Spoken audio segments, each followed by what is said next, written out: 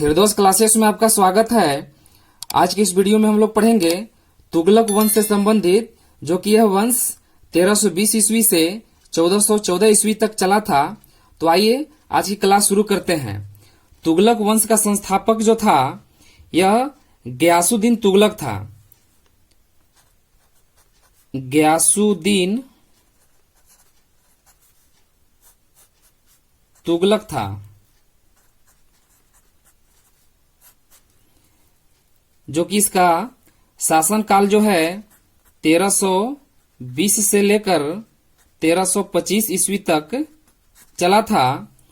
और आगे है तुगलक वंश का जो है अंतिम शासक नासिरुद्दीन महमूद थे। नासिरुद्दीन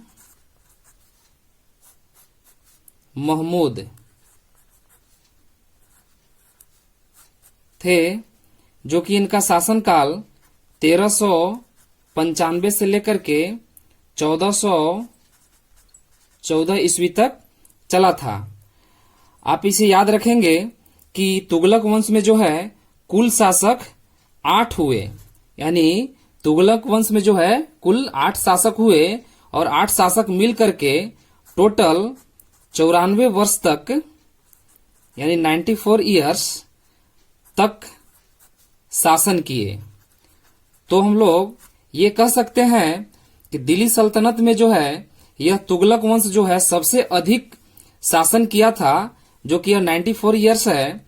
और बाकी जो है वंश यह 94 ईयर्स से कम, यानी 94 वर्ष से जो है कम साल तक शासन किए थे। तो यहां से भी क्वेश्चन पूछ देता है कि दिल्ली सल्तनत में सबसे अधिक किस वंश ने शासन किया था, तो आप बताएंगे कि तुगलक वंश ने। आइए हम लोग देखते हैं आगे। तुगलक वंश में जो है मुख्य शासक 3 हुए थे। कौन कौन हुए थे? एक तो पहला नंबर यही है गयासुद्दीन तुगलक। गयासुद्दीन तुगलक, इनका शासन काल अभी हम लोगों ने पढ़ा कि 1320 से लेकर 1325 ईस्वी तक रहा था। और इस वंश का जो है और मुख्य शासक मोहम्मद बिन तुगलक, यानी दूसरे नंबर पाएंगे मोहम्मद बिन तुगलक। मोहम्मद बिन तुगलक का शासन काल जो है 1325 से लेकर 1351 तक चला था। और इसमें तीसरे नंबर पर आएंगे सबसे महत्वपूर्ण शासक फिरोज तुगलक। फिरोज तुगलक, जो कि इनका शासन काल 1351 से लेकर के 1388 ईस्वी तक रहा था। इसे आप नोट्स जरूर कर लेंगे, क्योंकि विभिन्न प्रतियोगी परीक्षाओं में यहां से क्वेश्चन कहीं से न कहीं घुमा करके पूछा ही जाता है। जैसे कि अभी हम लोगों ने अभी यहाँ पर पढ़ा कि तुगलक वंश जो है दिल्ली सल्तनत का ऐसा वंश था जो कि सबसे ज्यादा, यानी 94 वर्ष तक शासन किया था। तो क्वेश्चन यहाँ से बहुत सारा ऑब्जेक्टिव बन सकता है, तो इसे आप जरूर नोट्स कर लेंगे। आइए अब हम लोग आगे तीनों शासक के बारे में कुछ हम लोग ऑब्जेक्टिव देख लें, जो कि यहाँ से इंपोर्टेंट क्वेश्चन होगा। आइए हम लोग गयासुद्दीन तुगलक के बारे में हम लोग कुछ क्वेश्चन देख लेते हैं। गयासुद्दीन तुगलक, इनका जो है एक उपाधि रहा है, बहुत फेमस उपाधि रहा है, गाजी मलिक। गाजी मलिक, ये इनका बहुत फेमस उपाधि रहा है। आगे है मोहम्मद बिन तुगलक, ये बहुत इंपोर्टेंट शासक हुए थे। ये इनका मोहम्मद बिन तुगलक जो है इनका शासन काल अभी हम लोगों ने पढ़ा था यहाँ पे कि 1325 से लेकर के 1351 ईस्वी तक चला था। और इसमें सबसे बड़ी बात यह है कि इनका मूल नाम हम लोग आइए हम लोग देखते हैं क्या है। मलिक फखरुद्दीन, मलिक फखरुद्दीन जौना खां, जौना खां, ये मोहम्मद बिन तुगलक का ये मूल नाम है, मलिक फखरुद्दीन जौना खां। और मोहम्मद बिन तुगलक का जो है राज्याभिषेक बलबन के लाल भवन में हुआ था। कहां पे हुआ था? बलबन के लाल भवन में।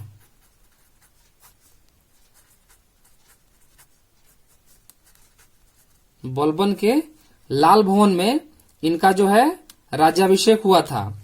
और मोहम्मद बिन तुगलक का जो है उपनाम अबुल मजाहिद था, अबुल मजाहिद।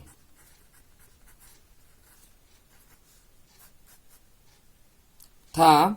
और मोहम्मद बिन तुगलक का जो है उपाधि उलुग खां था, उलुग खां।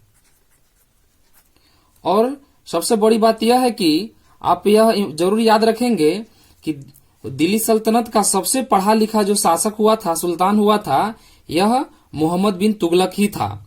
यह बहुत पढ़ा लिखा ये शासक था। आइए हम लोग आगे देखते हैं। फिरोज शाह तुगलक, जो कि इसका शासनकाल 1351 से 1388 ईस्वी तक रहा था। आइए इनके बारे में हम लोग कुछ इम्पोर्टेंट ये टॉपिक देख लें, ताकि परीक्षा में यह जो है पूछा ही जाता है। तो फिरोज शाह तुगलक का जन्म जो है 1309 ईस्वी में हुआ था। और फिरोज शाह तुगलक के पिताजी का नाम जो है रजब था। क्या था? रजब। और इनकी उपाधि जो है सैयद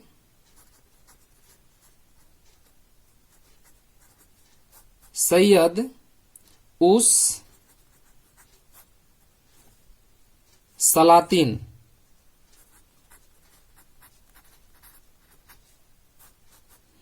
फिरोज शाह तुगलक का जो है उपाधि सैयद उस सलातीन है। और फिरोज शाह का मूल नाम कमालुद्दीन फिरोज था, कमालुद्दीन फिरोज था। और ये सबसे बड़ी बात यह है कि फिरोज शाह तुगलक के काल में जो है, या बोल सकते हैं कि दिल्ली सल्तनत में जो सबसे ज्यादा दास हुए थे, फिरोज शाह तुगलक के शासन काल में जो है सबसे ज्यादा दास हुए थे। इनके शासन काल में जो है दासों की संख्या लगभग 1,80,000, 1,80,000 दासों की संख्या थी फिरोज शाह तुगलक के शासनकाल में। उम्मीद करता हूं कि यह वीडियो आपको पसंद आया होगा। अगले वीडियो में हम लोग सैयद वंश से संबंधित पढ़ेंगे। तब तक के लिए आप अपना ख्याल रखें। धन्यवाद।